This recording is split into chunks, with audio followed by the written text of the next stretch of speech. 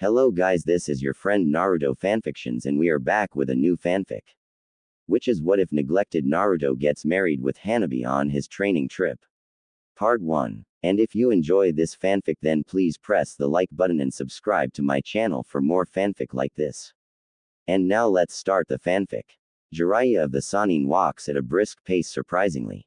Normally he would be bantering with his student and his company, but Jiraiya is in a hurry to finish his next Ika book.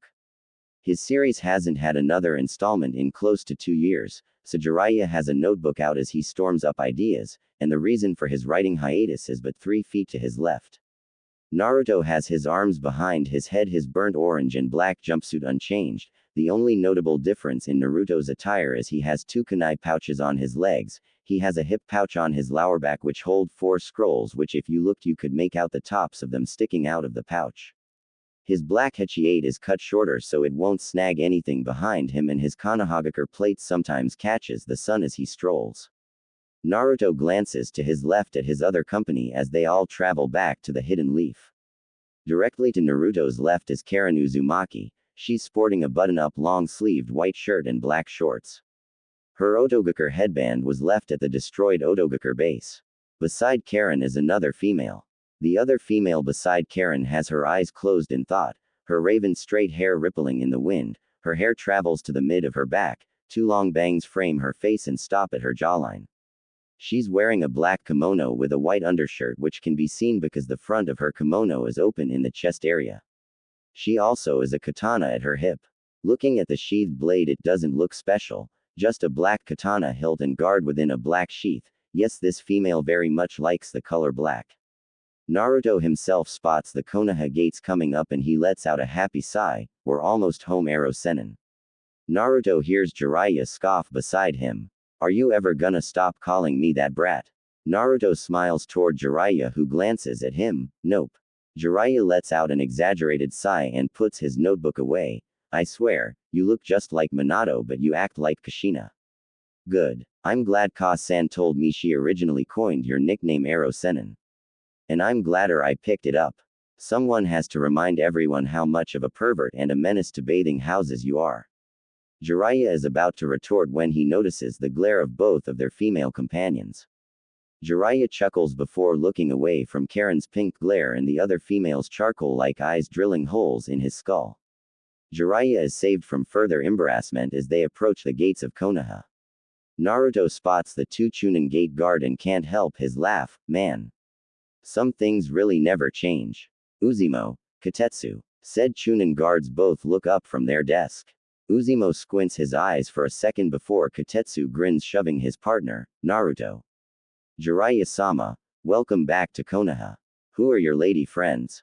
Naruto is about to introduce his female companions before he thinks better of it.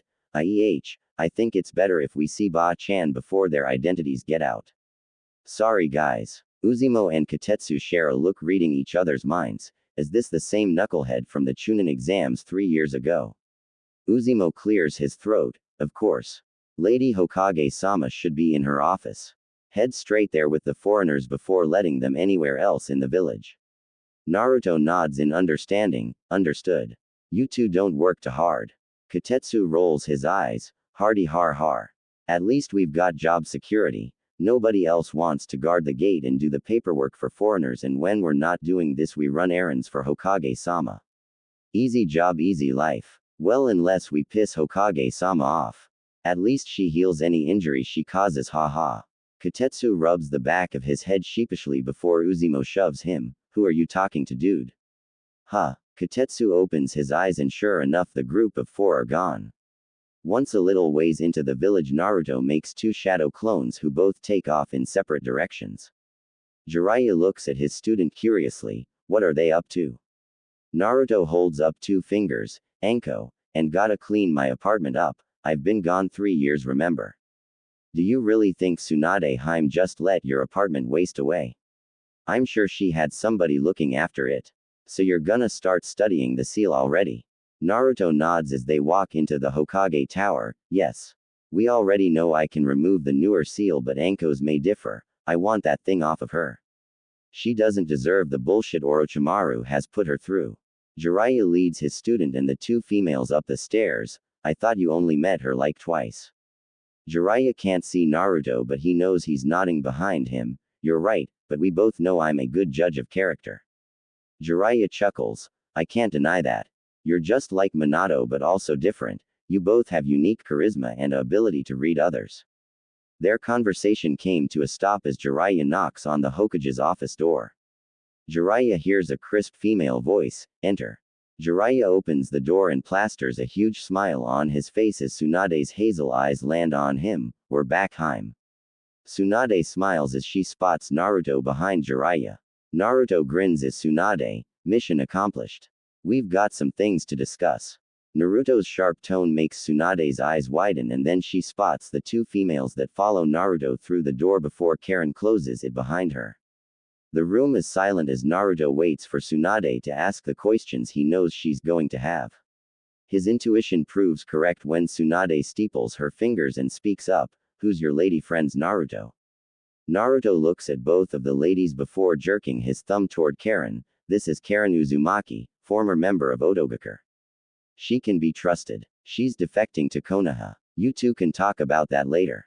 Here Naruto pauses looking at his other female companion. He sighs loudly and Jiraiya grins, introduce yourself. The raven-haired female bows deeply before raising her head. Hi, I am Setsuna Uchiha, Naruto-sama's faithful slave. Naruto groans loudly. Tsunade's eyes sharpen at the mention of slave, explain. Naruto nods but Jiraiya beats him to it, she's from Nadeshiko.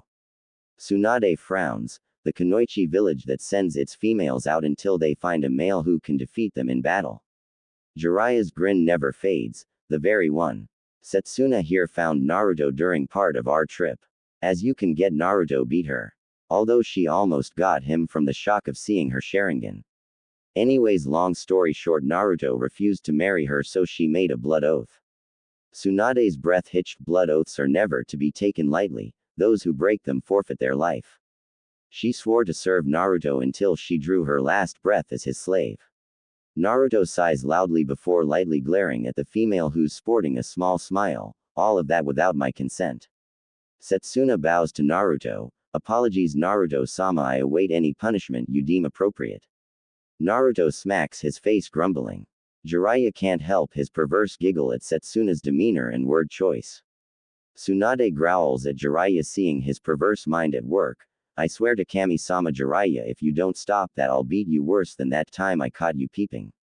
Jiraiya makes a conscious effort to compose himself at such a threat and mock salutes, yes ma'am. Tsunade rolls her eyes before looking back at Naruto, okay Naruto, anything you wanna talk about? If not, you can show your lady friends around while I talk with Jiraiya. Naruto frowns as a rough topic broaches his mind. Yes, there is one more thing. Itachi Uchiha is coming back to the village and the truth of the Uchiha massacre will be made public and I need a favor. Naruto stops talking at Tsunade's crisp tone and they lock eyes. I can't let that happen. Tsunade spots out of the corner of her eye Jiraiya's worried look a moment too late. In the first time in history, Tsunade's desk is snapped in half by someone who's not her as Naruto slams his fist into it while fixing her with a cold glare. Tsunade's breath hitches and her mouth hangs open. She briefly registers Setsuna has drawn her katana and is holding its blood-red blade out behind Naruto, blocking her Anbu from subduing him. She also briefly sees Karen with two chakra chains coming out of her hands, and Jiraiya, well, he's just standing stock still letting everything play out. Her eyes then flick back to Naruto's hard glare and time begins to flow again for her. No, you don't understand Tsunade. Itachi is going to be here in 2 days, and the truth will be released or I am leaving this village. Do you understand? Tsunade sits stock still, her hands resting on her lap. Eventually she whispers out, Naruto. What happened to you? Naruto's features soften. I grew up, and I realize there's more to the world than my dreams. Itachi doesn't deserve what happened to him and we're gonna make it right, or I am leaving. Trust me when I say, nobody in this village can stop me. Jiraiya looks sidelong at his student before looking at Tsunade almost pleadingly, listen to him Haim.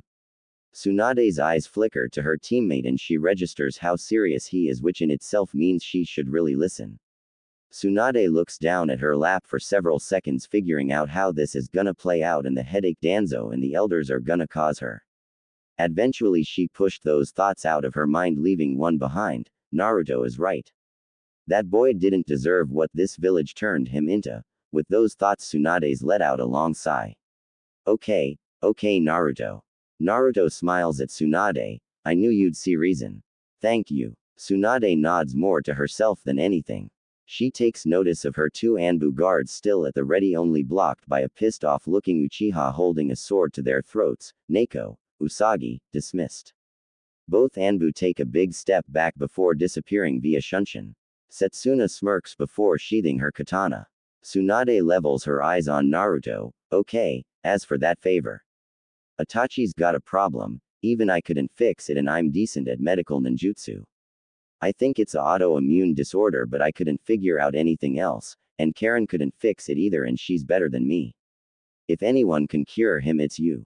So I'm asking you, please, help my friend and the man this village is indebted to. Tsunade knows Naruto is a very passionate person. Hell, he dragged her back to the village, but seeing the look in his eyes as he pleads for her to help someone he considers a friend, there was only one answer she could give him: I'll do whatever I can, Naruto. Naruto gives Tsunade a dazzling smile that if she was about 50 years younger would have made her heart flutter. Tsunade glances down at her snapped desk, her eyes sharpening. You're paying for this, brat. Naruto rubs the back of his head. My bad, good thing I'm pretty rich now, huh? Tsunade raises an eyebrow. What do you mean? Naruto smirks at Tsunade. Exactly that. I didn't just train while I was away. Not to mention I have access to my parents' savings now. Don't even start on how I know this and that, please. A lot has changed, Ba-chan. Now if you don't mind, I'd like to show Karen-ne and Setsuna-chan around the village. Tsunade stares at Naruto for several long seconds, not believing his personality has matured and changed so much. Eventually she averts her eyes, locking them on Jiraiya. We've got a lot to talk about, Jiraiya. I want answers. Naruto, Karen, Setsuna dismissed. Naruto mock salutes before opening the door for Karen and Setsuna. Once the door clicks shut, it burst back open to reveal Shizune, Tsunade-sama. Oh my, another desk. I'll fetch another. I see you already know about Naruto being back. Toodles, Shizune quickly makes a exit, leaving Tsunade with Jiraiya. Start explaining, Jiraiya. Jiraiya rubs the back of his head before leaning against Tsunade's window. He grew up, a lot. He's really like Minato when it comes to training, you know. Like a freaking sponge, he picked up everything I taught him and trained himself to the ground. Copious amounts of shadow clones helped. Tsunade nods. Where would you rank all of his skills? Jiraiya chuckles, laying his hands against his thighs. Well, with unaugmented taijutsu he can keep up with me. His ninjutsu is deadly. Like seriously deadly. His genjutsu, well, he's not that good at casting anything, but he can break most. His sealing, well, he's better than me. He figured out how to break Orochimaru's curse seal of heaven, with the help of Karen's notes on it. Tsunade reaches into her broken desk drawer and pulls out a bottle of sake. Damn, the broth's really that good. Jiraiya shakes his head with a faraway look. Probably better. I'm not exaggerating, Tsunade-hime, the kid's deadly. He also knows how to be a real shinobi now. You know, it was hard getting him to get used to killing, and I hated every part of that training. Tsunade takes 3 big swigs of the sake bottle before passing it to Jiraiya, who takes his own drink.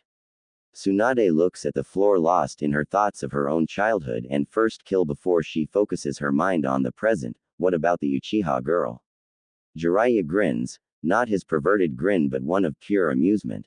Don't let Naruto fool you, he loves that girl just as much as she loves him. I can't count how many nights those two have stayed up talking about each other's lives, and no matter what, don't underestimate that girl. She's fiercely protective of Naruto, and that blade of hers is special. Tsunade is mildly amused of the thought of Naruto being in love. What's special about the blade? Jiraiya chuckles. Naruto made it for her after he broke her old one. She named it Serpent. It's imbued with seals which when activated coats the blade in a deadly poison. One cut and it freezes up all your nerves and puts you in excruciating pain before you die minutes later. Tsunade is stunned. And Naruto made it. Jiraiya shrugs. Sorta. Karen helped with the poison. Don't worry, Naruto made it clear she is not to use the poison on any Konoha shinobi and she's not to kill anyone from Konoha. Tsunade raises an eyebrow. Would she have? Jiraiya nods grimly, without Naruto telling her no. Most definitely. All it would take is for Sakura to look at him the wrong way and she would have skewered her. She knows all about her abusive tendencies toward Naruto. What about Karen? What's her plan? She wants to be part of Konoha's R&D department, and she wants to work in the hospital. You'll have to work it out with her. She's a really bright girl, really. Just don't make her choose between family and this village. She'll side with Naruto every time. Tsunade groans. That brat's causing me so much paperwork. Jiraiya grins at Tsunade. You know you missed him. Jiraiya catches Tsunade's small smile in her lack of protest. Meanwhile, Naruto clone Numero Uno found Konoha's snake mistress hanging out with Konoha's Genjutsu queen. Both ladies are sitting outside of a quaint-looking tea house. The clone approaches the two ladies. Anko recognizes him instantly, if it isn't the brat from the Chunin exams. How was your trip, kid? Anko leans on the table, showing Naruto her exuberant attentiveness. It was well, Anko. It's good to see you both. But I really wanna get to the point and I'm sure you'll like the reason I'm here. Anko grins at Kurenai before cocking her head sideways at Naruto. Oh. Anko. I know how to remove Orochimaru's perfected curse mark.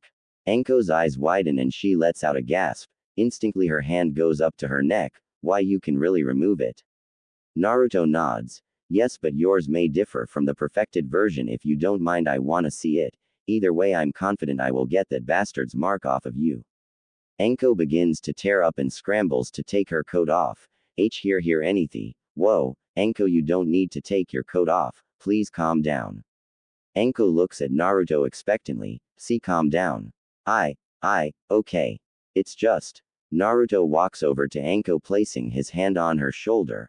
I know, we have a similar past, trust me, I know. Meanwhile, Kurenai is eyeing the blonde curiously, praying the blonde isn't playing a cruel joke on Anko. Because if he is, he's dead, Konoha shinobi or not. Naruto leans over Anko and she leans over so he has a better view of the seal in the sunlight. Naruto's sharp eyes trace every line of the small seal. The matrix is mostly the same, concepts the same, the only big difference is this isn't the upgraded version. So it'll actually be easier to remove. Anko, do you know where I live? Anko quickly nods as Naruto backs up. Good, please come by my house tomorrow morning and I'll get that nasty piece of work off ya. CYA Anko, Kurenai. The Naruto clone poofs away. Anko looks at Kurenai excitedly. Did you hear that, Nai-chan? Anko scowls like a schoolgirl, her excitement shown plain as day. Kurenai eyes her amusedly for a second before getting serious. Anko, be realistic, Jiraiya-sama couldn't remove that thing. What makes you think Naruto can? Anko's smile falters for but a second before returning full force. That brat's a lot of things, but he's honest to the T. I'm putting my trust in him, please just be happy for me, Nai-chan. Kurenai looks at her longtime best friend softly before nodding. She reaches over and grabs Anko's hand with a smile. Okay, Anko-chan. Hey girls. Hana Inuzuka takes a seat beside Kurenai and soon Yugao sits beside Anko with a huff. All three ladies eye their purple-haired friends. What's up, Yugi? Anko bumps the off-duty Anbu. Yugao scowls. Nothing. Just some wannabe swordswoman caught me off guard earlier. Hana glances at Anko and Kurenai. Oh. Do tell. Yugao launches into the meeting between Naruto and the Hokage. Meanwhile, Naruto is leading his cousin and slave around Konoha, showing them the sights. He just finished with Team 7's old training ground before rubbing the back of his head. Hey, are you too hungry? I know the perfect place. Karen looks at Setsuna with a shrug. I could eat. Setsuna smiles at Naruto. I concur with Karen, master. Naruto scowls at Setsuna. You really have to stop calling me that. Setsuna just tilts her head sideways cutely. Naruto adverts his eye not falling for her trap. Naruto's figured out Setsuna pulls off the cute and innocent look way too well. He rolls his eyes. Whatever, come on, to Ichiraku's. Naruto leads the two ladies across the village to his favorite ramen stand. He pushes the flap open with a grin when he spots Ayame. Ayame Nichan, old man. Fire up the grill because Naruto Uzumaki is back in town. Ayame whirls around and lunges at Naruto as Karen giggles, Ototo. Ayame wraps Naruto in a bear hug, oh I missed you so much little brother. You have to tell me all about your trip sometime. And who are your friends? Naruto took his time introducing both Karen and Setsuna. He wisely didn't let Setsuna introduce herself this time. Naruto just finishes his 6th bowl and is regaling Ayame and Tuki with a story about his time in Sunagakure when the flap to the stand open and a tall Junin walks in. Naruto glances and he grins instantly, Kakashi-sensei. It's good to see you. Kakashi smiles at Naruto, yo, it has been a while Naruto. How have you been? Naruto rubs the back of his head, a social tick he'll probably never shake, I've been surprisingly good. Some rough patches here and there but things have been going pretty smoothly. Kakashi sits down and crosses his arms on the counter, that's good. I just came by to let you know Hokage-sama wants to see you in the hour. Oh, and she'll see Karen hear about her becoming a part of Konoha also. Naruto quickly nods and Karen's face is one of excitement. Okay Kakashi-sensei. By the way, Ero Sennin wanted me to let you know, he's almost done with Ika Ika, Assassins. His newest book, he said he should be finished within the next day or so and he'll let you have the first copy. The cycloptic Junin's eye shines with anticipation. Oh, well thank you for letting me know Naruto. I'll see you later. Kakashi quickly left Naruto and his entourage alone. Naruto hums lightly before looking over at Setsuna. You like to read Ero Sennin's books, think it'll be any good? Setsuna smirks as she looks up. Her eyes seem to sparkle as she thinks of Jiraiya's Literotica, most definitely master. We should read it too. Not happening. After eating Naruto, Setsuna, and Karen wander the village a little bit, that's how he runs into one Konohamaru and his genin teammates. Boss. Naruto turns and spots Konohamaru running toward him followed by Moegi and Udon. Konohamaru crashes into Naruto's waist hugging him. Naruto chuckles while patting his shoulder. I missed you too Saru. Konohamaru backs up looking at Naruto strangely, Saru. Naruto shrugs, what? It's easy to say. It takes Naruto a bit but he eventually shakes Konohamaru after leaving his team a clone to teach them a trick or two. Now he's back in Tsunade's office to hear what she has to say. Surprisingly she already has a new desk which she's resting her elbows on. Alright Naruto. By Jiraiya's account you're a Junin level shinobi. That being said, should you accept I'm entering you in Konoha's next Junin exams? Naruto grins at Tsunade, I'm gonna ace the exams believe it. Tsunade smiles at her surrogate grandson, you better.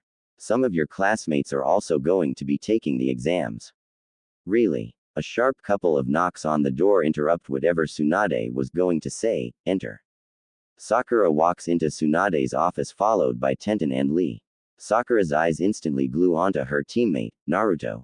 You're back. Naruto spins around at the sound of his old teammate's voice. He grins at Sakura, haha yep. It's good to be back too.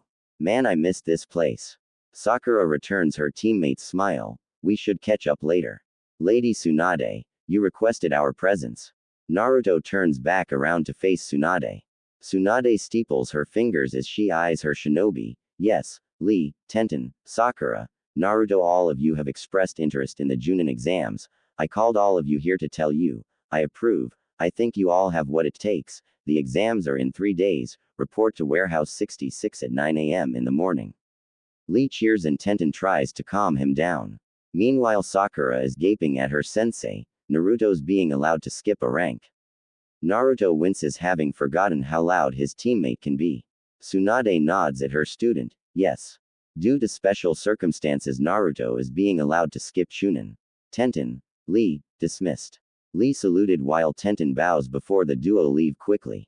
Tsunade waits for them to leave before eyeing Karen. Karen Uzumaki, tell me in your words what your plans are in Konoha. Karen straightens up her stance, ma'am. I want to work in Konoha's research and development department. I believe my creativity and IQ will be of use. I would also like to work part-time in Konoha's hospital due to my prowess with medical ninjutsu. Also, in Konoha's time of need I am willing to fight as a shinobi. My chakra chains are very deadly but I prefer to avoid field work if all possible ma'am. Tsunade mulls over Karen's words for several seconds. I don't want to crowd you in at Naruto's place, so come stay at the Senju compound until you're settled. Tomorrow we'll start getting your paperwork on the way. Karen bows to Tsunade. Hi. Thank you. Tsunade smiles at the teenager, before turning her eyes to Setsuna. Your turn. Setsuna gives Tsunade a sweet smile while Naruto grumbles, waiting for whatever she's going to say. I go wherever Naruto-sama goes, I am his faithful slave, what? Sakura lunges toward Naruto, determined to wring his neck. Before she can register what's happened, Tsunade had jumped over her desk and had pushed her chest lightly, of course lightly for her, still pushed Sakura all the way to the back wall of the office. Sakura looks at her teacher in confusion until her eyes widen, seeing Setsuna had drawn her sword and had it near the spot where Tsunade's hand was still lingering. Tsunade clears her throat. Sakura, please refrain from attacking Naruto, Setsuna may kill you. Naruto gives Setsuna a stern look. No, she won't. Setsuna sheaths her sword. Hi, as Master said, I would have only drew blood, Pinky would have survived. If just barely. Sakura gulps, her mind feeling a little dizzy at her near-death experience. What's up with that crazy bitch Cha? Tsunade herself straightens up before returning to her desk. Please continue, Setsuna. Setsuna returns to her cheerful demeanor. Hi, I am his faithful slave. Don't even consider me a citizen, Lady Tsunade, I am but his property. Naruto grumbles before looking at Tsunade. Make her a citizen of Konohaba-chan, I'll make her sign any paperwork she needs to. Ah, Master is so cruel. Naruto's sweat drops at how softly and nonchalantly she can say that.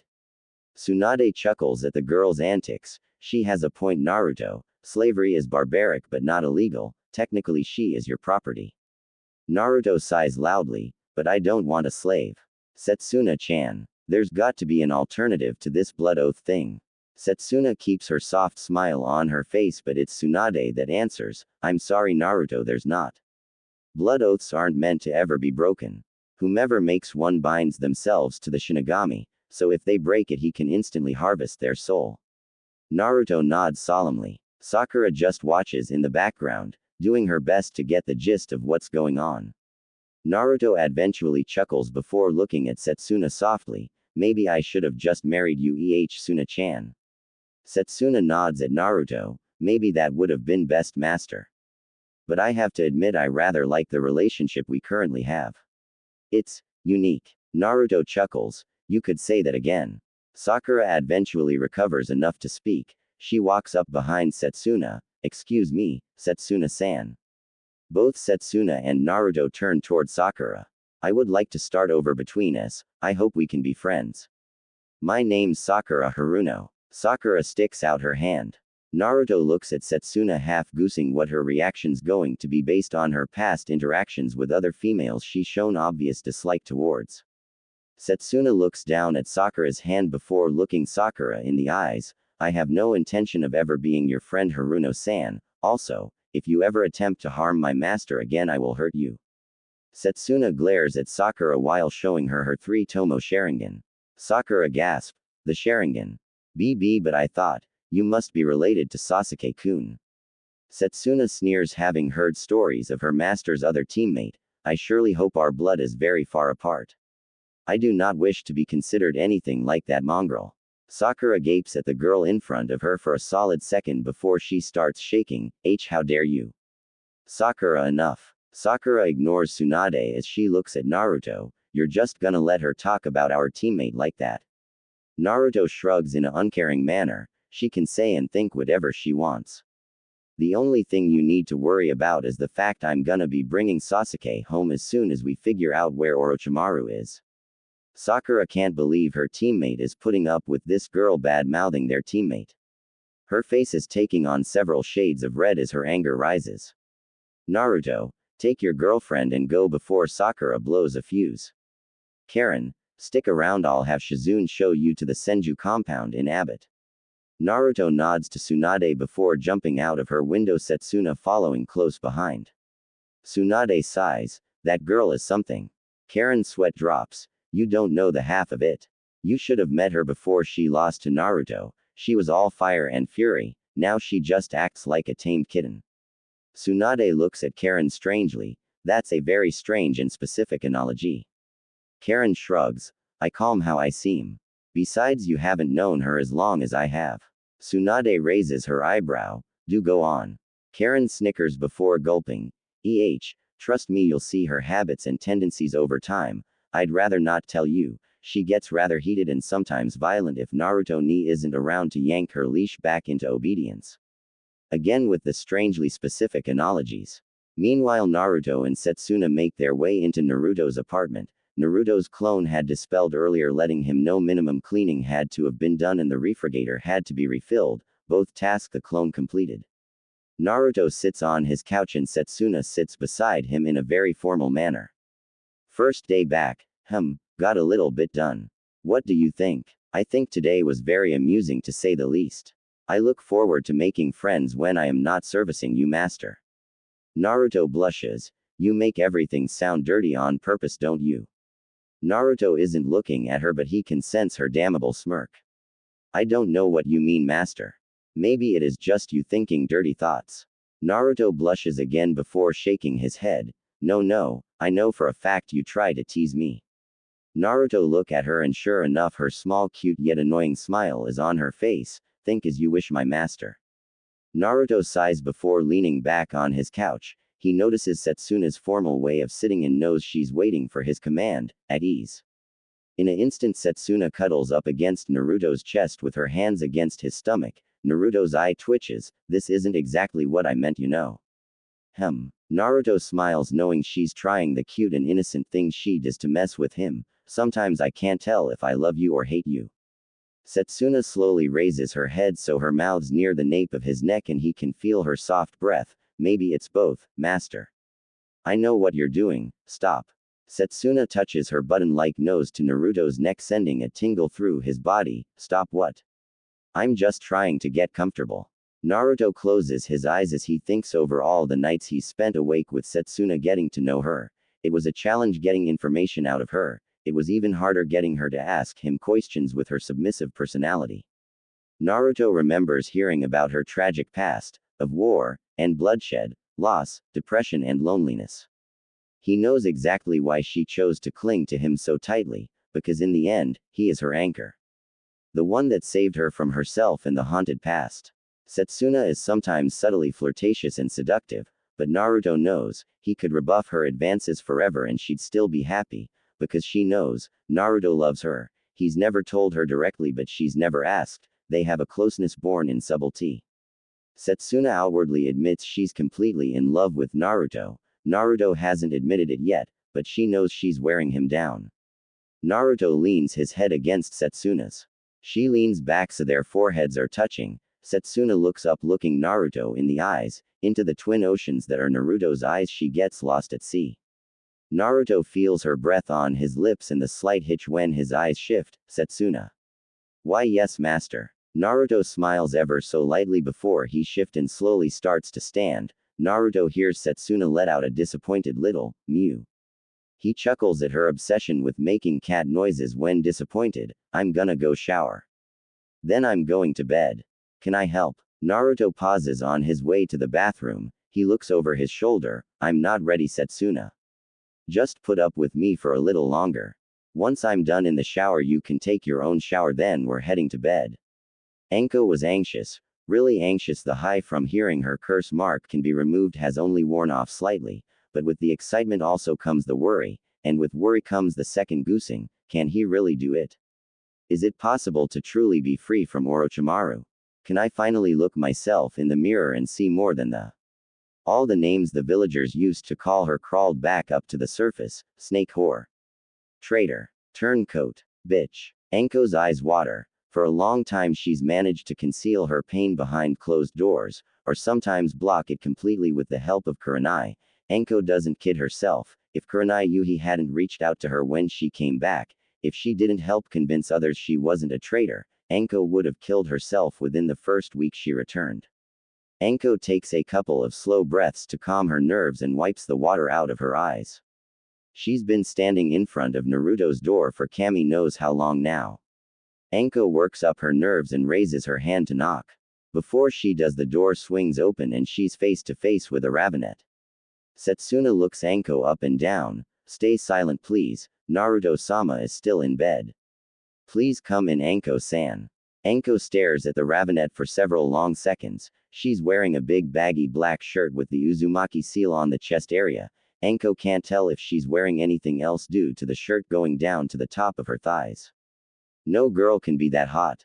And her face. It's like sculpted porcelain. Anko-san, please cease your starring and enter. I have breakfast prepared and I'll be waking Naruto-sama shortly. If Setsuna caught Anko checking her out, she didn't mention it. Anko snaps back into reality. She nods to the ravenet and slowly walks into Naruto's apartment. She slowly looks around as Setsuna closes the door behind her. The ravenet walks up to Anko and whispers in her ear, "Sit, table." Anko shudders as her hot breath hits her earlobe before her eyes narrow. She's being alluring and aloof on purpose. That bitch. That's my gimmick. Anko silently stomps her foot before slowly making her way into Naruto's kitchen and sitting down like a fuming child who was just told no. Meanwhile, Setsuna slowly opens the door to the bedroom. Naruto is laying on his back with one arm behind his head, the other slung across his eyes. He always shifts into funny positions by the time I return to wake him. Setsuna fights back her own giggle before tiptoeing her way to his bed and slowly crawling onto the bed. Once on the bed on all fours, Setsuna slowly crawls up to Naruto and wiggles under the arm he has across his eyes so she's close to his ear. Naruto-sama. Most people couldn't tell when Naruto wakes up. Jiraiya taught him how to wake up without instinctively shifting or changing his breathing pattern, but Setsuna always knows. She had his attention as he takes in his surroundings without moving. Naruto-sama, breakfast is ready and Anko-san is here. She's anxiously awaiting your presence. Naruto unslings his arm from across his eyes and turns to face Setsuna. She can still see the just waking up deliriousness in his eyes as he mumbles out, "Kami, I love you." Setsuna's eyes widen before narrowing lightly. TCH, he's half asleep doesn't count. Initiate Plan B, attack. Setsuna quickly straddles Naruto's waist and grips his shoulders while taking a deep breath. In an instant she shakes him violently. Naruto-sama, wake up. The affect was instant as Naruto's eyes lose the haziness and he grabs Setsuna's hands to stop her. I'm up, I'm up. Setsuna leans down so her face is in front of his and her chest is pressed against his. Good. Setsuna. Yes, master. Please get off of me so I can get ready. TCH, as you wish, my master. Setsuna slowly crawls off of Naruto and makes a show of walking back out of the room by swaying her hips back and forth. Naruto can't help but stare. It doesn't help, she's the most attractive woman he knows. She's picking up her game. She's getting tired of my hesitance and showing it. But am I ready? Am I good enough for her? Maybe she deserves better. Maybe. Naruto's eyes lower, his childhood insecurities flaring to life. Even if Setsuna knows everything about him, still, his childhood always used to have him at the brink of depression, always had him questioning himself and plaguing himself with the same question that now plagues his mind. Am I loved? Am I worthy of being loved? Yes, even after everything, deep down Naruto Uzumaki is insecure and scared of the unknown and what it's like being unconditionally loved like Setsuna is trying to show him. Naruto walks out of his bedroom fully dressed and ready for the day to come. He has work to get done. Naruto swiftly strolls through his living room and into his kitchen where he spots Anko sitting nervously. She spots him also. Naruto grins at her while sitting across from her. Let's eat then, I'll remove it. Oh, okay. Setsuna lays 3 plates out before passing out the breakfast: eggs, bacon, sausage, and toast. Once everyone is situated, Setsuna takes a seat beside Naruto, really close to Naruto. Setsuna bows her head and waits. Naruto smirks knowing he's probably about to surprise Anko. Let's pray. Anko's eyes betray her shock and some of her liveliness returns during that shock. I didn't take you as the spiritual type, Gaki, I mean, I'm sore. Naruto holds up his hand. Anko, just be yourself. You don't have to force yourself to be respectful and stuff. And yes, I am spiritual. I know for an undisputed fact the Shinigami is real. That leads me to believe the other gods are real also. Now let's pray to my namesake deity that originally blessed my clan. Anko nods dumbly and bows her head with Naruto and Setsuna. Susanoo-sama, Kami of storms in the ocean, I pray to you as one of the last Uzumaki. I ask that you please continue to look out for the rest of my clan wherever they may be and that you bless our food. In the challenges that are to come, know this member of the Uzumaki clan will continue to pray to you. Please extend your favor over my friends also, even those ignorant of your godliness. Amen. Amen. Naruto and Setsuna both raise their head and watch as Anko silently mouths her own prayer and whispers out Amen. Once she raises her head, Naruto grins at her. Okay, let's eat. Once Naruto, Setsuna, and Anko finish eating, Setsuna gathers the dishes and starts washing them. Naruto looks at her back affectionately. I don't know what I'd do without you. Probably live in Uncle Anlenus master. Naruto chuckles awkwardly, not giving her a response. Instead, he stands up from his seat and moves to stand to Anko's right. Once there, he leans over the table and his pointer finger on his right hand starts to glow with chakra. Then he starts writing out a circular sealing matrix. This is a secret Uzumaki technique. It's called chakra scrying. It allows us to write seals using our chakra, as you can see. The only reason my clone couldn't do this yesterday is because I didn't give it enough chakra. I've successfully modified the shadow clone jutsu so I can choose how much of my chakra they get. If they're running errands for me, I give them the bare minimum. Anko watches attentively as Naruto's finger writes seal after seal. Soon Setsuna walks over and stands slightly behind Naruto as he keeps writing. Eventually Naruto finishes. The end product is a huge circular seal that spans nearly the whole table. Naruto glances over it with a nod. Next he places his hand over the seal and turns his wrist counterclockwise. The seal turns also while shrinking. The seal rapidly shrinks until it fits on Naruto's palm. Now that the seal's miniature, it strangely looks like the yin-yang symbol. Hold still, Anko. Anko rigidly sits straight up and Naruto walks behind her and places his palm over the cursed seal. Naruto takes a deep breath. On 3. 1, 2. A slight hiss is heard, followed by a little smoke from under Naruto's hand. Naruto pulls his hand away and the curse mark is gone. The only thing left behind is slightly pink, sore-looking skin. Naruto places his hand on Anko's shoulder.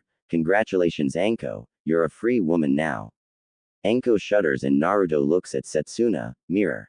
Setsuna quickly strolls into Naruto's bedroom and returns with a handheld mirror. Setsuna sets it in front of Anko, who's still shaking with her eyes closed. Anko. Go ahead, look. Anko slowly brings her hand to the mirror, grasping its handle. She tentatively brings it up and opens her eyes. A loud gasp escapes her mouth as she looks at her neck. Slowly tears start streaming down her face. Anko puts the mirror down and spins around, hugging Naruto tightly. Her body jerks heavily at her emotional tears. Thank you, thank you, thank you, thank you. Naruto rubs the Junin's back as he looks at Setsuna in a pleading manner. She just mouths one word to him: endure.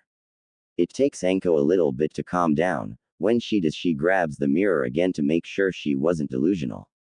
Naruto. I have to repay you somehow. No, Anko, you. Number. Naruto. Anything you ever need. Don't hesitate to ask. Naruto inwardly sighs, knowing she's not gonna settle with not repaying him. Okay.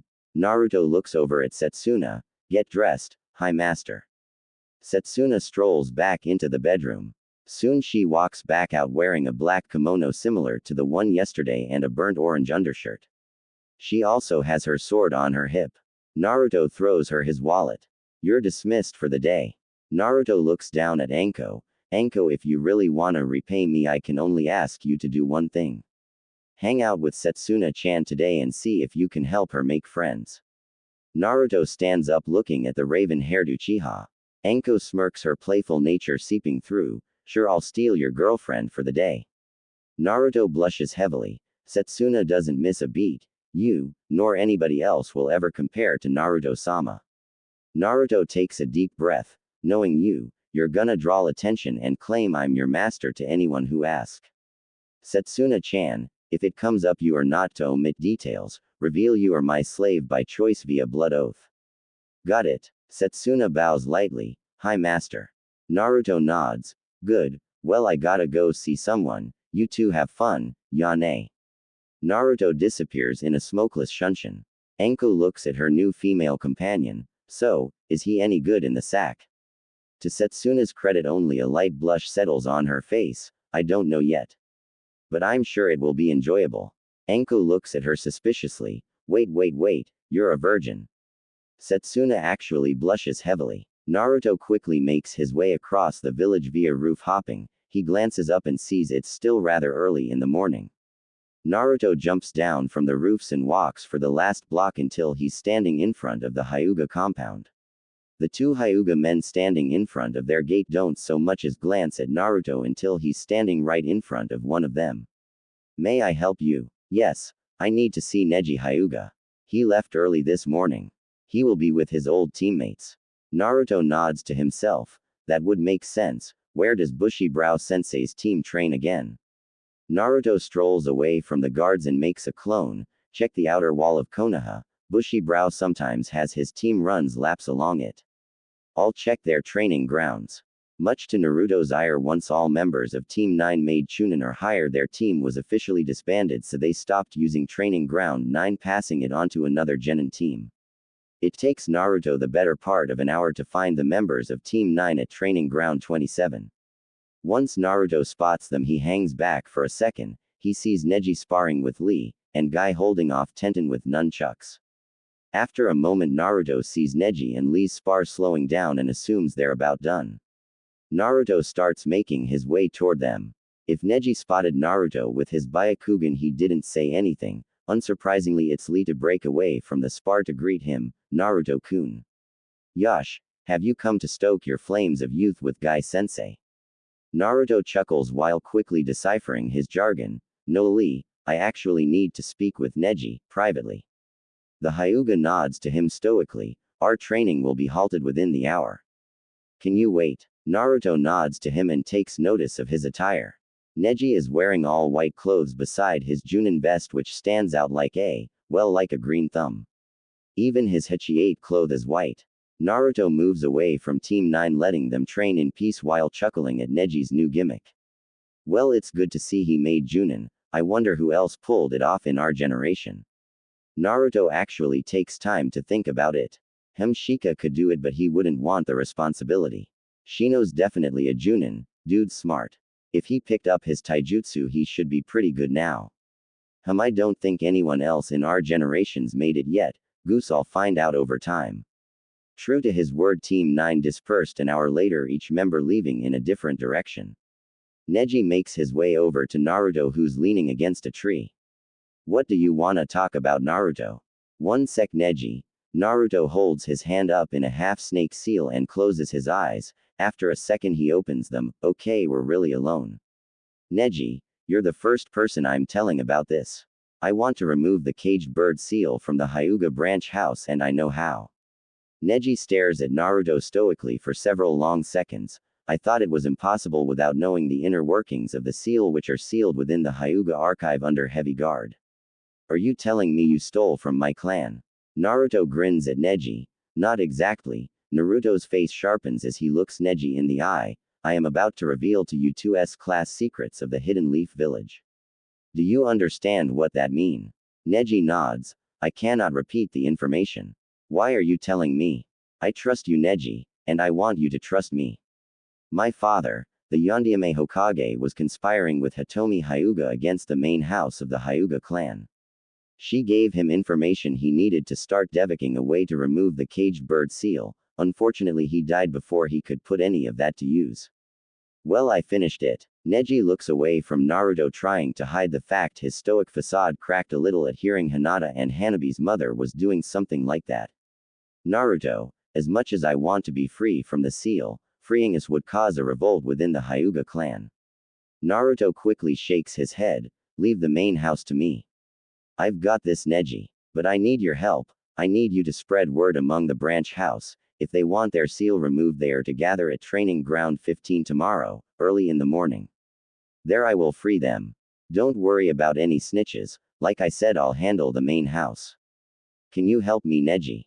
Neji is quiet for several seconds before he takes a deep breath and looks at Naruto. I'll do whatever I can. I'll trust you, Naruto. Naruto grins at Neji. Meanwhile, Setsuna and Anko are currently walking the streets of Konoha after a trip to the clothing store. Both Setsuna and Anko pick up that a lot of the civilian populace have begun staring at Setsuna. Anko makes her thoughts known. Looks like word of Uchiha being in town has spread. Damn, look at all those respectful looks, wish I had your popularity. Mild amusement flickers across Setsuna's face, their attitudes will change soon. Within the next week I won't be surprised if they look at me the same way they look at Naruto-sama. Anko raises an eyebrow, well aware of the kid's representative with the civilians. What makes you say that? Setsuna smiles. One of my clan mates is coming here, one I respect. With him comes a truth that will ruin the village's view of my clan while ironically raising the village's respect for him as an individual. To put it bluntly, my idiotic clan's reputation is about to be non-existent. To say Anko is surprised is an understatement. You really don't like your clan, huh? Not in the slightest. My clan is a stain on the shinobi world, very few members ever turned out good and respectful. I hope by the time I pass on all will have earned one of those spots. An uncomfortable silence settled between the duo as they walk aimlessly for several minutes. Anko takes the initiative to change the subject. So Kenjutsu, huh? Are you any good? Setsuna smiled while looking down at Serpent. By the standards of Tetsu no Kuni Samurai and the Seven Swordsmen of the Mist, I am a top-tier swordswoman. Anko whistles. You met the Seven Swordsmen. Only 3 of them, and one of them was but a teenager who still hadn't mastered his blade. Anko looks at her companion funnily. First you upplay your skill, then you downplay them. Which is it, woman? Are you good or not? Setsuna giggles. When the time comes you will know, Anko-san. Oi. Fuck that cryptic bullshit and answer my question. Anko. Said Kunoichi snaps her head down the road and spots Kurenai waving at her. Nai-chan. Come on Setsuna, let me introduce you to my best friend. Anko grabs Setsuna's hand and drags her along. Anko runs up to Kurenai, stopping in front of her. Nai-chan. Goose, what? The brat actually did it. Look. Anko leans to the side, giving Kurenai full view of where her curse mark used to be. Kurenai's face develops a bright smile. Congratulations, Anko-chan. Dango's on me next time we go. Anko throws her arms up in the air in a cheer. Dango. Setsuna watches the energetic Kunoichi with amusement before Kurenai's attention flickers to her and her eyes shine with recognition. So you're the swordwoman Yugao was talking about. It's nice to meet you. I'm Kurenai Yuhi, Junin of Konohagakure. Setsuna eyes the woman for a second before inclining her head slightly in a nod. Pleasure to meet you, Setsuna Uchiha, faithful willing slave of Naruto Uzumaki by blood oath. Kurenai looks at her strangely while Anko chuckles. Wadea no, you actually listened to the gaki. Setsuna tilts her head to the side looking at the snake mistress of Konoha. Why, of course, Naruto-sama's word is law. For me his orders come before all else. Although I may disobey some orders in hopes of being punished. Anko grins something sinister. Oh ho ho, a misogynist. I'm more of a sadist myself, but I sometimes switch. Whoa. Anko-chan, we are not having this conversation. Especially in the middle of the street. Not to mention, how old are you, young lady? Anko rubs her ear. Yeesh, Nai-chan, you're loud. Setsuna gives Kurenai a lightly closed eye smile that nearly made the woman squeal from the cuteness. I am 16. 4 months younger than Naruto-sama. Kurenai looks at Setsuna blankly for a second. Anko manages to squeeze in a comment. Huh, so you're a July baby. So 2 months to go. Hi. Kurenai finally reboots. I seriously thought you were like 14. It must be your height, you're short. Setsuna pouts. I am not short, I'm fun size. Anko burst out laughing while Kurenai shakes her head. After Anko recovers, she starts measuring Setsuna's height by her own. Anko-san, I'm 5 feet 5 if you're that curious, and Naruto-sama is 5 feet 8 inches. Da. You ruined it. I was just about to goose. Screw you. Anko fumes as Setsuna's eyes shine. No thank you, Anko-san, that privilege doesn't belong to you. By now Kurenai's a blushing mess. C-C, can we just go get something to eat? In response, Anko throws her arms up. Dango. Neji did his job flawlessly. After talking with Naruto, Neji made his way to his compound and systematically spread the information of Naruto's plan. Within 2 hours every branch member had a little hope in their eyes. It's also during this time Hiyasha overheard a discussion between branch members about Naruto's plan and called a meeting with the elders. Hiyasha, being the man he is the last to enter the council chambers within the main house. He slowly lets his eyes look over the old faces of the clan's elders. 6 old guys that either made his job hell or made it easy. Hiyasha clears his throat. I called this meeting to discuss some troubling information. It seems. Knock knock. Hiyasha glances at the door to the council chambers as it slides open. For him the air grew colder as the cause of this meeting stepped into the room grinning at him. Hiyasha-san, it was so good of you to gather your clan leaders in one place for me. Really makes my job easier. Naruto walks into the middle of the room. Naruto Uzumaki, what is the meaning of this? An elder that strangely enough reminds Naruto of Hiyasha spits at him. Naruto grins at the old coot. Simple. I'm removing the caged bird seal from the branch house. The council chambers roar to life as many of the elders scream blasphemy of tradition and other bullshit Naruto didn't care for. Silence. The growl in Naruto's voice stopped all forms of conversation. All of the elders knew of the boy's prisoner, and hearing that growl along with the temperature drop of the room struck a chord many of the elders forgot they had. Fear. Good. I've given the branch house till tomorrow to decide if they want their seal off. Now I don't know if any of you coots are crazy or not, so I'm gonna say this so there won't be any misunderstandings. If within that time any branch member is attacked, or their seal is activated, I will kill the one who did it. Understand? Naruto didn't wait for a response, capitalizing on their silence. Before I hear any whining. This is not clan bussiness. This is not political. This is not village bussiness. This is ME. Now that my message is done, good day, gentlemen. The Naruto in front of them poofed out of existence. Hiyasha's mind works a mile a minute. What have you done, boy? Setsuna is mildly surprised by Anko's ability to eat so much dango. My, you remind me of Naruto-sama when he eats ramen. Anko makes an effort to smile while stuffing her face. Setsuna looks away at the other female in their group. Kurenai-san, do you have any people in mind I should befriend with the pretense that Naruto-sama and I plan to live here indefinitely? Kurenai pauses eating her own snack. She shifts the piece of Pocky in her mouth around for a second. Well, we'll introduce you to our other 2 friends, Hana and Yugao. Yugao-chan may be a little miffed with how you 2 first met, but she'll get over it. Other than us and them, I suggest you just make an effort to network with Naruto's friends. Who knows, some of them may be mature enough for your standards. Although when he was younger I never pegged Naruto as the mature type. Something crosses Setsuna's face that surprises Kurenai. Pain. Naruto-sama has changed. He was forced to with what we faced. The Akatsuki, they took someone from him he was trying to save. Then Kiri. Kiri was hell. War is hell. Seeing war hardened his heart in a way he'll never be the way he was. I watched him change. He's still the kindest, gentlest, most amazing man ever. But now he knows how to be ruthless. It hurt so much watching him become just like me. Kurenai is shocked into silence. The somber mood Setsuna hit them with also shocked Anko out of her appetite. Anko swallows her bite as quietly as possible, as if not trying to disturb the silence.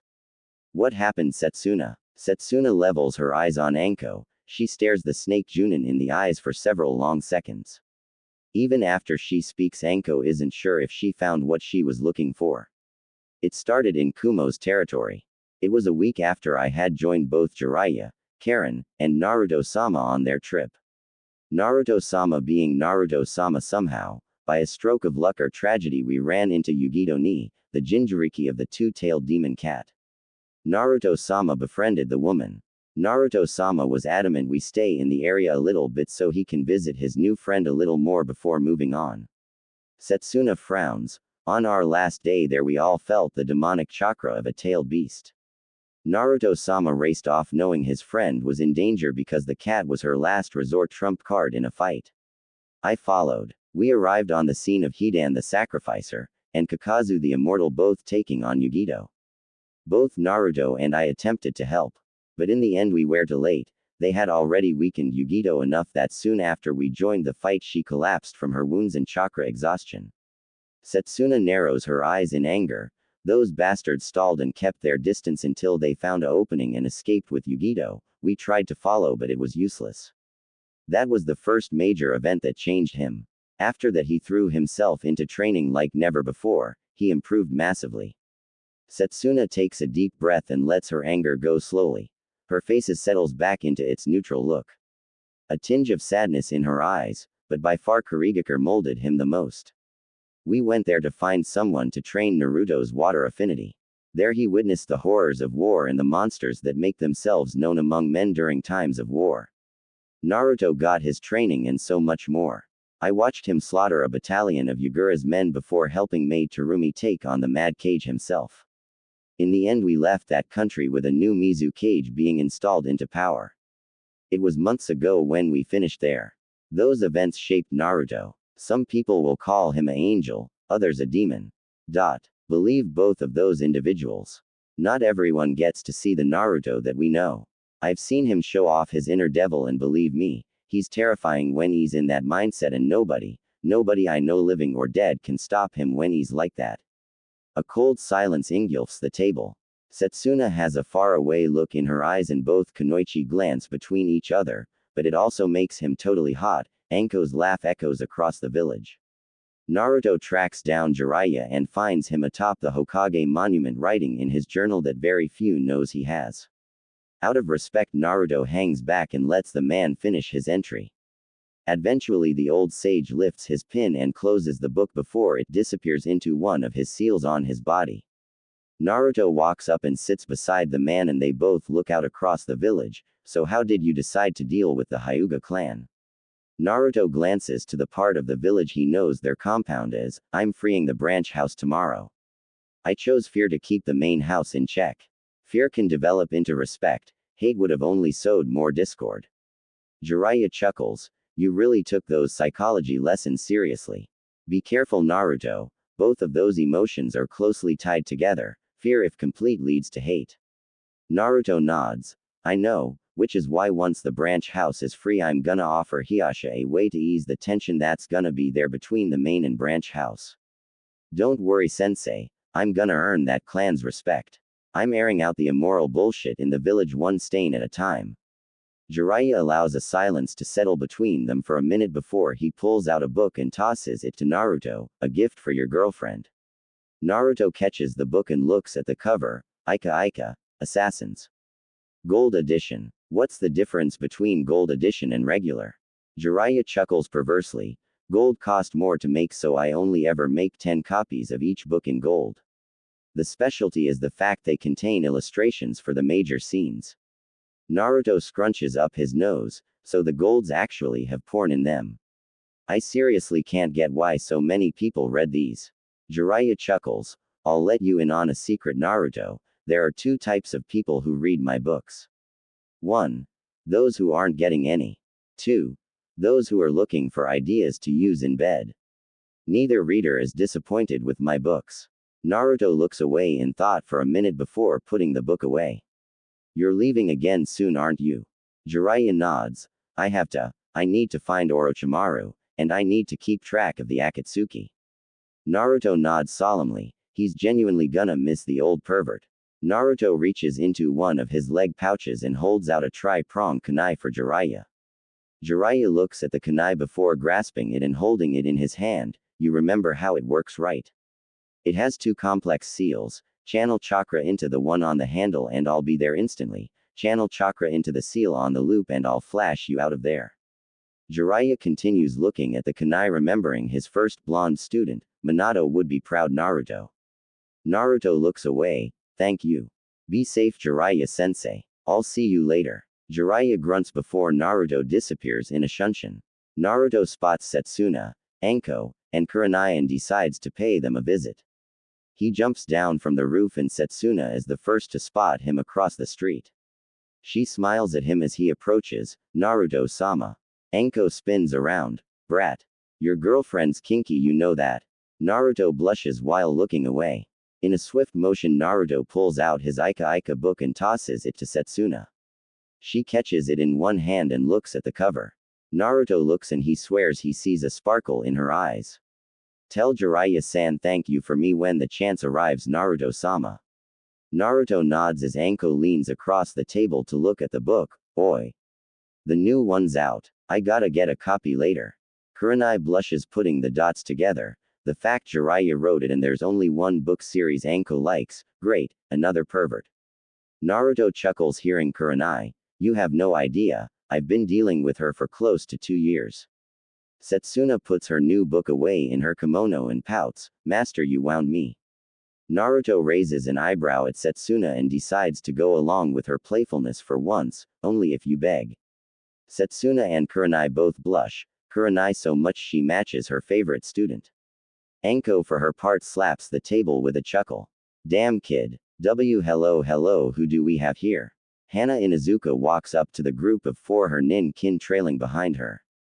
Naruto looks at her as a memory pushes itself to the forefront of his mind. "I remember you. After the Sasuke retrieval mission you were in Kiba's hospital room healing Akamaru." Hana gives Naruto a toothy grin showing off her sharp canines. "Hana Inuzuka at your service, heiress of the Inuzuka clan and head veterinarian of Konoha's wildlife." Hana gives Naruto a mock bow everyone can tell is more for show than any form of respect. "Naruto Uzumaki, troublemaker extraordinaire, and Konoha's next Hokage at your service." Naruto returns Hana's mock bow with more flair in his own. Once he's standing straight up again, Hana gives him another one of her toothy smirks. "I think we'll get along." At this point Hana turns her eyes to the raven-haired Uchiha sitting with her friends. "So this is the Uchiha that ruffled Yugao-chan's collar so much?" Kurenai nods at Hana's rhetorical question. "Yep, this is Setsuna Uchiha." Setsuna nods to the Inuzuka heiress. Before her eyes focus on Naruto as she sees him tense up. "Well ladies, I still have a few errands to run before we run out of light. See y'all later. CYA Gaki. Bye Naruto, come see Kiba sometime, he still wants a rematch from the Chunin exams." Naruto nods to Hana before hopping to a nearby roof and out of sight. Anko takes a second to focus on Setsuna. "Sue, about that joke Naruto made, think you'll be getting any tonight?" Another pink tint returns to Setsuna's face as Hana takes a seat beside her. Naruto makes his way across the village to the Hokage's tower, showing respect for his teacher's preferred entrance. Naruto jumps in through her window. Tsunade fixes Naruto with a glare. "I swear you become any more like that pervert I'm gonna lose my mind." Naruto chuckles at the comparison. Honestly, he doesn't see that many similarities between himself and Jiraiya. "Hey, I'll keep that in mind. Ba-chan, can you get a carrier to go to Kurigakure?" Tsunade looks at Naruto putting her paperwork on hold. Yes, I can." "Any reason why I should?" "Well, how does the betterment of Konoha's protection and economy sound?" Tsunade's eyebrows raise. "Sounds very appealing." "Good, because I got a letter to send to the Mizu cage. Afterwards she should be coming here within a week or so to broker an alliance between villages, that includes Suna in case you're wondering." Tsunade claps her hands together in front of her face as her mind works quickly. 3 of the 5 great nations in alliance, that's never happened before. "Naruto, do you know what this means? If we play our cards right, Iwa and Kumo will see our alliance and become worried. This could lead to a 5-way alliance. Or war." Tsunade's eyes focus on Naruto, who shrugs. "Hope for the best outcome but prepare for the worst. That's my motto and it's gotten me through more than a couple situations alive." Tsunade sighs. "You're right, I just hope another war doesn't break out." Naruto nods before placing his letter on Tsunade's desk. "You and me both." "Well, I'm heading out. Oh, if any of the Hyuga clan come by to throw a fit, sorry Ba-chan." Before Tsunade can ask Naruto why he disappears, Hana doesn't have any problem melding Setsuna into their little group. In fact, the 4 females get along quite fine. Too bad Yugao showed up and instantly gets in a foul mood seeing the raven-haired swordswoman. Yugao approaches at a subdued pace. Naturally, Setsuna spots the girl approaching and recognizes her purple hair. "Ah, that's why you don't like me. You wear one of the Anbu that tried to subdue Naruto-sama." Yugao's cheeks burn at the insult to her abilities. In return, Yugao growls at the Uchiha. "I want a kenjutsu match between you and me. Afterwards we can put all this behind us." Despite her anger, Yugao can tell the rest of her friends seem to like the teenager. So she can't continue to be mad at her if she's gonna be seeing her more often. Thus a kenjutsu match will be her chance to regain some of her lost pride, or cement that Setsuna is just better than her. Then she has no reason to be ashamed. In the shinobi world there's always someone out there stronger than you just have to accept it and move on. At least that's her mindset. Setsuna nods. "Very well." Setsuna stands up and the rest of the females follow her example, wanting to see this for various reasons. Yugao nods. Come on, she takes off in a stroll. Yugao leads the group to a training ground with a large clearing. She turns around and drawls her tanto, when you're ready. Setsuna nods. She looks over her shoulder and Anko, Kurenai, and Hana step back to give the two ladies room. Setsuna nods before turning around to face Yugao. Setsuna grips the hilt of her katana. Yugao levels her tanto in front of her chest, holding it with both hands. Then Setsuna lowers her stance and blurs forward. With a loud hiss she draws serpent. Yugao lowers her stance and sharpens her eyes, trying to keep up with her approach, but just as she starts tracking her movements, Setsuna picked up her speed again, turning into a black blur. Instantly she's on Yugao. She brings serpent down at an angle, hitting Yugao's tanto hard enough she nearly slaps it out of her hand. Yugao grits her teeth, her hands going numb from the power. Setsuna reverses her grip, bringing serpent back up at an angle. She cuts through Yugao's vest, showing her skin without drawing blood. Then she yanks back and stabs forward, placing the blunt side of serpent against Yugao's jugular. That whole sequence took less than a few seconds. Yugao doesn't move as Setsuna looks at her impassively. Don't feel bad, Yugao-san. I've taken down large groups of shinobi with my kenjutsu. There's a reason I prefer the blade over other forms of combat. Naruto walks into his apartment as the sun starts to set, with a content smile, and gets ready for the night, showering and changing into nightwear. He lays down in bed. It isn't 20 minutes later Setsuna joins him, crawling into bed and laying on his chest while draping her left arm and leg across him. Setsuna lets out a comfortable sigh. I take it your day went well. HMHMM. I made some friends, got to show off, and now I'm cuddling up to the greatest man in the world. Naruto doesn't audible respond at first, instead wrapping his left arm around Setsuna's shoulder, squeezing her lightly. She sighs again contently. Tomorrow things are gonna pick up a little. Itachi's coming and I'm freeing the Hyuga. Setsuna snuggles her head against Naruto like a cat would need a pillow. I'll be with you, Naruto-sama. It'll be fun seeing Itachi ni. He's easy to embarrass. I'm so happy you could talk him out of his self-destructive path. Naruto hums. Good night, Setsuna-chan. Good night, Naruto-sama. Naruto stands in training ground 15 early in the morning. The sun is just barely peeking the horizon. Naruto looks in front of himself at the large group of Hyugas. He counts at least 60 adults, and some children. Setsuna is standing beside Naruto, her light smile on full display. She's wearing a black form-fitting t-shirt today. Her shirt hugs her skinny frame, showing off her bust, which in itself isn't that impressive, a B cup. She's also wearing black form-fitting pants. Her pants hug her legs and butt, showing off her peach-shaped firm butt. She has serpent on her hip tied with a black sash. Naruto clears his throat before speaking up. Okay everyone, let's get started. Please form 5 lines. Naruto puts his hands in the cross seal, making 4 clones. He's given each clone enough chakra to complete the task at hand. The Hyugas quickly form into lines. Ironically, Neji is the first person standing in front of the real Naruto.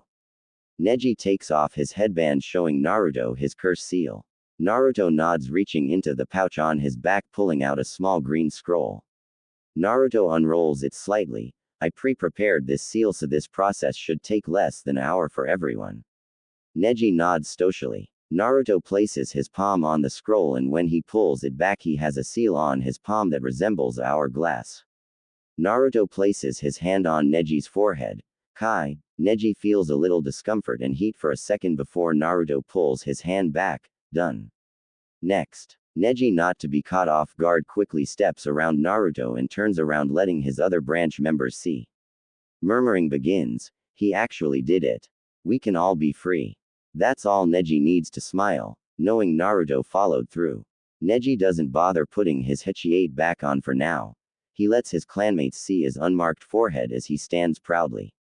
It takes Naruto a little more than an hour to free the branch house, mostly because some of them got really emotional. Something Naruto wasn't expecting was a grown Hyuga man hugging him in tears. Seeing the now free branch house of the Hyugas talking excitedly among themselves, Naruto smiles contently. Naruto feels a hand on his shoulder and looks at Setsuna. Good job, Naruto-sama. Thank you, Setsuna-chan. Come on, let's leave them to figure out how to celebrate. Setsuna nods and they both disappear in a swirl of leaves. Naruto and Setsuna appear on a rooftop on the edge of Konoha. Naruto creates a clone and sends it off. Naruto nods before looking at Setsuna. How much you wanna bet Itachi's already here? Setsuna shakes her head. I've learned my lesson, Naruto-sama. Only a fool would ever bet against you. Naruto pouts. Ah, that's no fun. Welp, there's 1 or 2 places he'll be, let's go. Hiyasha sighs going through paperwork. He wasn't foolish enough to approach the Hokage about this matter. She would side with the blonde Jinchuriki 9 times out of 10. Instead, he's already started damage control, talking down the elders, informing the rest of the main house of what's going on. He's never seen Hinata smile so brightly. Hanabi did well to mask her emotions, but Hiyasha knows his daughter well enough to know she doesn't approve of breaking tradition. The elders have groomed her to think that way. Hiyasha sighs, rubbing his eyes. Then he hears a knock on his office door. Hiyasha activates his Byakugan and groans, seeing the grinning blonde. He nods solemnly, deactivating his Byakugan. Enter. Naruto enters Hiyasha's office and takes a seat in front of his desk. Naruto leans back in the comfy chair and smiles. Hiyasha's eyebrow twitches. Why are you here? Naruto hums lightly. Straight to the point, huh? Fair enough. I don't think you're a dumb man, Hiyasha-san. You know now that the branch house is free and I've destroyed the scrolls on how to recreate the caged bird seal. There's gonna be resentment and a divide. Hiyasha's stony facade doesn't shift. Yes, some elders approached me yesterday with concern that some of our scrolls were missing. Naruto grins. I'm doing what is right, Hiyasha-san, whether you agree or not. Now I'm here to offer a little advice on how to cure the rift that's coming. You can take it, or don't. I'm willing to hear out what you have to say. It's obvious you've planned this and put a lot of thought into it. Naruto nods. Make main house techniques available to the whole clan. Offer the same classes main house children get to branch house children. If you want to keep servants, you need to pay them more, or offer other incentives. We both know your clan makes enough money to do both. End the stigma branch house members exist to serve, instead install the belief each Hyuga is capable of greatness. Get your elders in check. Don't let them create trouble. You're the clan head. Act like it. And lastly, you need to seriously consider grooming Neji to be the clan head. Hiyasha silently thinks over everything the blonde has to say. It's a good plan, boy. But do you really think it'll be that easy? Naruto shakes his head. Nope, nothing's easy. If you wanna make it through this storm, it's gonna require hard work and sacrifice. Welp, I've given you my advice. Think about it. If you wanna bother the real me later, it might take a while. He's busy. Yane. Naruto poofs out of existence, leaving Hiyasha to silently fume. That's the second time he's used a clone. Disrespectful brat. Itachi stares down at his parents' grave, silently mourning them. He lets out a silent sigh, feeling 2 chakra signatures approaching. Told ya, 1 of 2 places. Hi. Itachi turns around, his tired half-blind eyes showing a little bit of joy as he smirks. Naruto-kun, Setsuna-ne. Naruto grins at the older Uchiha man. Itachi, cheer up, bud. You stress too much. I agree with Naruto-sama, Itachi-ni. You'll never get a girlfriend looking stressed all the time. Itachi blushes, still warming up to the thought of finding a woman to settle down with. I'm trying. I just have a lot to worry about these days. Maybe when we get my little brother back, I'll stress a little less. Naruto nods. We'll get him. Come on. Let's go see Tsunade-ba-chan. Itachi shakes his head. So disrespectful. Naruto rolls his eyes. Whatever. I take it you got in undetected. Itachi looks at Naruto blankly. Reet. Well, you need to lay low till Tsunade-ba-chan makes the announcement. Alright.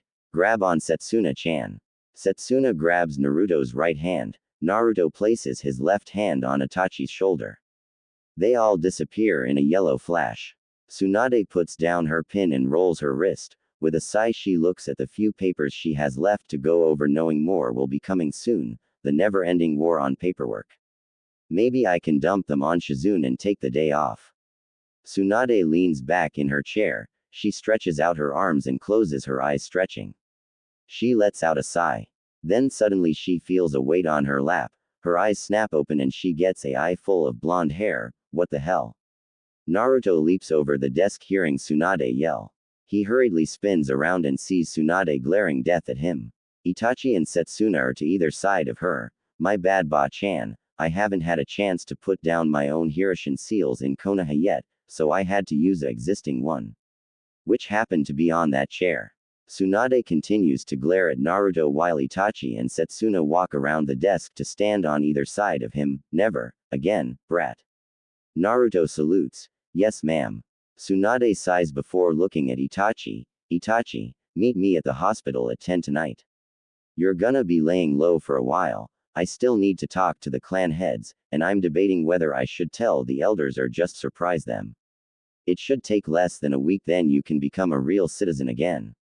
Itachi nods. As you say, Hokage-sama.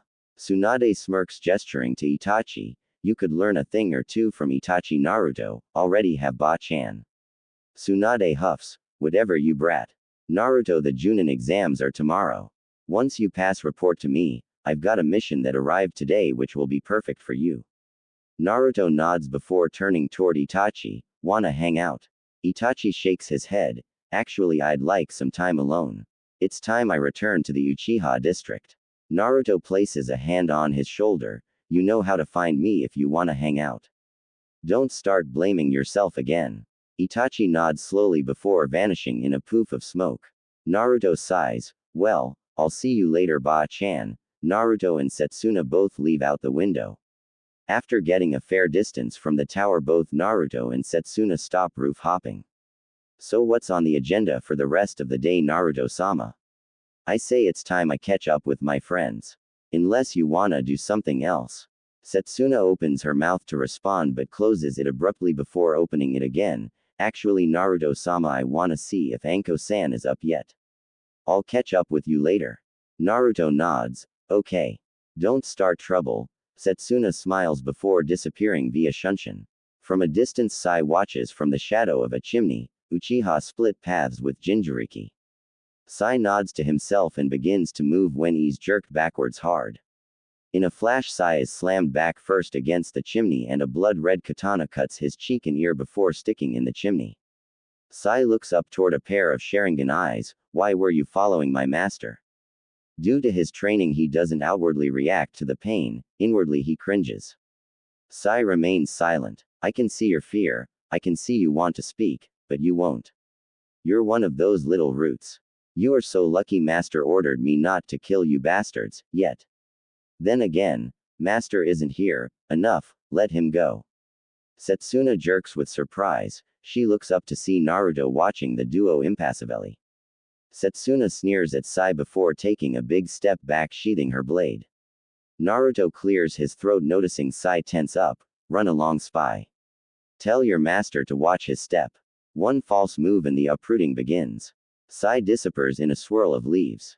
Naruto looks at Setsuna. You didn't really think I fell for that, right? Of course not, master. I just wanted to instill a little fear in the mongrel. Hopefully Danzo will make a move, and we can eradicate him. Naruto chuckles. Danzo's not stupid, or brash. I don't think he'll make a move yet. Not unless we make him think we're a threat, and no, we're not going out of our way to antagonize him further, not yet. For now we let him play his games in the shadows. Again, Ino sighs loudly. Shinu, I'm just not any good at this. Ino, I remind you, you asked for my assistance. You can't always be support for Shikamaru and Choji. Ino sighs again before slowly going through the hand seals for a jutsu, earth dragon bullets. A dragon head made of mud burst from the ground before falling apart. Ino groans loudly. That's it. I wanna break. Come on, Shino, we're friends, right? You know any gossip you wanna share? Shino takes a second to adjust his sunglasses. Nothing you don't already know. Naruto's back, along with a mysterious redhead who claims to be a Uzumaki, and by Sakura's account a violent black-haired girl who's also a Uchiha, and apparently Naruto's willing slave. Ino leans against a tree crossing her arms. Yeah, Sakura calling anyone violent is a little hypocritical. What do you think? We're about to find out. What? Hey guys. Shino and Ino turn toward Naruto, who's grinning at the duo. Setsuna is following slightly behind him. Naruto. What are you doing out here? Naruto scratches the back of his head. Well, I've been looking for the rookie 9 all over. You guys are the first I've found. Shino nods. Hinata, Kiba, and Shikamaru left for a mission this morning. Choji is training with his clan, and Ino has asked for my assistance so she can make Junin soon. To put it bluntly, her non-clan related jutsu needs a lot of work. Ino slaps Shino's shoulder. Shino, don't point out a girl's flaws. It's not nice. Shino shakes his head. The point of training is to find flaws and fix them. Ino rolls her eyes. Whatever, Mr. Know-It-All. Soon, Naruto, I heard you've been busy since you got back. Wanna talk about it? Naruto shakes his head. Not really, Ino. Everything I've been up to you'll hear about if you haven't already. So I gotta ask, Shikamaru really made Junin? I didn't think he had the drive. Ino rolls her eyes. Yeah, lazy bones put enough effort into becoming Junin, he's still lazy though. The rest of us have been working hard to catch up to Neji, Shika, and Shino.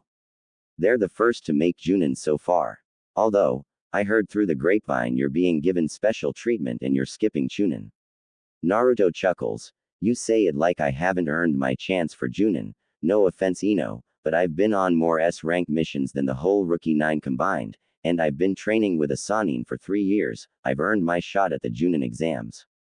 Ino shrugs coyly. If I think Hokage-sama has a soft spot for you, it doesn't matter. Ino turns her eyes to Setsuna. Ino smiles at her. I've heard quite a lot about you too, just so you know. Setsuna raises her head and locks eyes with Ino. Yes, I took Pinky as the type to whine to others. I've heard a bit about you also, Ino. Yamanaka clan, you mostly play a support role in your team, you're pompous and callous, not to mention superficial. Unlike Pinky, I think we can be friends. Ino frowns and sharply turns toward Naruto. What have you been telling her about me, Narubaka? Naruto shrugs. Just stories about our time in the academy, missions, and the Chunin exams. I've kept my opinion of you guys to myself. Anything she says is what she really thinks. Don't take it personally, she insults everyone at some point. I find her honesty and cynicism refreshing. Ino turns her glare on Setsuna.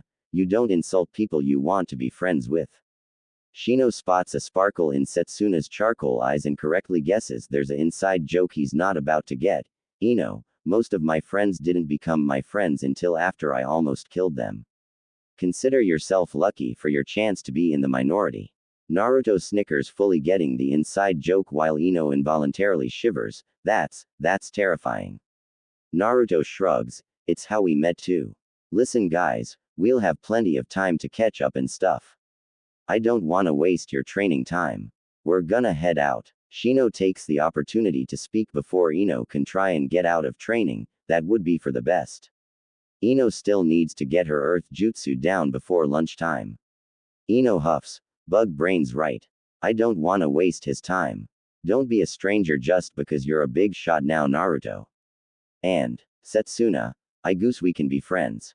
Setsuna nods. Naruto turns around and walks away. He waves over his shoulder. Good luck, Ino. You to Shino. Naruto and Setsuna gain some distance from the duo. Well, Setsuna-chan, looks like everyone's busy and I don't really feeling like taking it easy. Wanna go find a training ground? There's always room to improve, plus we can place limits on ourselves, prohibit certain jutsu or tactics, you know, the usual. Naruto glances at his companion to get her opinion. Setsuna nods. Sounds fun, Naruto-sama.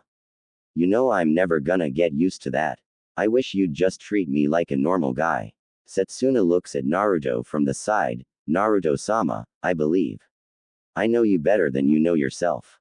That being said, Setsuna places her hand on Naruto's shoulder. He turns toward her and they lock eyes. Stop torturing your own soul. I love you. Naruto holds her gaze for a second. His mouth goes dry under her intense gaze. Eventually he tears his eye away. See, come on, Setsuna-chan. Let's go train. Hanabi is having a bad day. It started out like any other. She awoke, got ready, and found her father in his study so she can begin morning training. That's when it started. She noticed instantly his troubled and distant mood. She didn't press. She knew he wouldn't wanna talk about it. He never has in those situations. After training, she noticed all the servants are gone. Worse, all of the branch members are gone. Now that is highly unusual. She knew they were having their seals removed, but for them to abandon their duties, that's just insane. Hanabi, not having to go to the academy due to special circumstances, spent most of her morning around the compound watching other main house members brood around. After failing to find her sister to request more training, Hanabi decided to leave the compound, just to get away from main house problems for a while. At first it worked. She got her mind off all the problems her clan's going through. She just watched people go about their day. She watched genin teams running around performing various D-rank missions, and it made her happy knowing soon she'll be assigned her own team. Then she found them. It looked like the whole branch house went to a single restaurant, a Akamaiki barbecue joint. She watched. All of them were smiling, some of them dancing, others just talking and eating. This was all wrong. Hyugas don't show emotion in public. All Hyugas are supposed to be formal and stoic at all times in public, to represent the clan appropriately, but they are all smiling, dancing, some crying. All of her training, all the traditions she has learned over the years screamed this is all wrong. Then she spotted Neji. His Hachiate is off, showing his unmarked forehead to the world. Hanabi ran away. She couldn't take it anymore. She had to escape this public place. Tradition dictated she had to find somewhere private to release her emotions. She ran. Everything blurred as she's lost in thought. She ran until no more buildings can be seen. Once out of the populated areas of Konoha, Hanabi stopped and placed her hand on a tree. Then she registered the sound of metal against metal. Hanabi huffed in frustration. Well, at least I'm away from my clan. I wonder who's fighting way out here. Hanabi slowly works her way through the forest, preferring to pique her curiosity the old-fashioned way instead of just using her Byakugan. She found them, and her mind went blank. The man who started all of her problems, right in front of her. Her mind barely registered the woman he's fighting. She did notice he's fighting with a kunai versus the lady's sword, and she noticed he was having a hard time. Suddenly her mind rebooted, so to speak. The man responsible for all of her problems is right in front of her. Naruto instantly sheaths his kunai and spins around. He notices Hanabi storming toward him. Setsuna, I'll handle this. His mind focuses back on the young Hyuga. You're ruining my clan. You baka. Years of tradition. Years of training. She attacks him. It's fast and it isn't controlled. Her attacks are sloppy but nevertheless deadly. Naruto moves fast, dodging her palm and finger strikes. Whoa. Calm down, firecracker. Hanabi growls loudly and redoubles her effort to hurt him. Naruto quickly begins slapping her wrist to keep her chakra conducting strikes away from himself. I'm just gonna have to wear her out. There's no way she'll listen while enraged. Naruto keeps dodging and parrying, and he thanks Kami she's too angry to actually use any real technique or strategy other than attack. Much to Naruto's surprise, Hanabi's able to keep up her assault close to 2 hours. Setsuna had begun to nap by the time Hanabi started showing signs of exhaustion. Where she lacked in physical energy, she made up for vocally. Baka. Baka. Baka. Baka. Baka. Hanabi eventually collapses onto her knees, breathing heavily from her verbal and physical assault. Naruto, seeing his only opportunity, takes his chances. He bends down on one knee and gets eye level. Then he speaks softly. Hey, listen. Eventually there was going to be a revolt in the Hyuga clan. My way has reduced the fallout. Kid, the branch house didn't deserve that seal. Now they have a chance at a life they can choose. You truly can't tell me they had a fair life. You can't tell me the main house didn't abuse their power over them. I'm speaking from the heart when I say this. The Hyuga clan was due a revolution. Screw tradition. You seem like a smart kid, firecracker. Think about it. Hanabi huffs, regaining some of her breath. You don't understand. Naruto smiles sadly at her and pats her shoulder. No, I don't understand torturing family, nor do I understand how the branch house put up with cruelty for so long, and yet, they can smile now, they have hope now. Kid, take the time to look into your clan's traditions. I think you're smart enough to spot the flaws I did. Hanabi squints her eyes. Flaws? Naruto chuckles. We're leaving, Setsuna-chan. A loud yawn fills the clearing, followed by a 10 feet 4. Naruto stands up and glances down at Hanabi one more time before disappearing in a whirlwind of leaves. Hanabi watches blankly. My clan has flaws. Setsuna stretches out her arms, still getting over her short nap. What was that all about, master? Naruto hums. I'm not completely sure, but I think that was my classmate's little sister. It doesn't really matter. I just hope she's still young enough she isn't stuck in her ways and she'll question her clan's past and present morals and the flaw's real purpose the seal served. If my intuition's right, she can figure all that out by viewing the Hyuga archives. Setsuna smiles and looks up toward the sun's position. You're putting a lot of faith in her. You must have really saw something in her. Naruto nods slowly. Yeah, you saw it too. Right. Setsuna giggled. I did. She very much reminds me of you, master. If you were to switch places, I could see you buying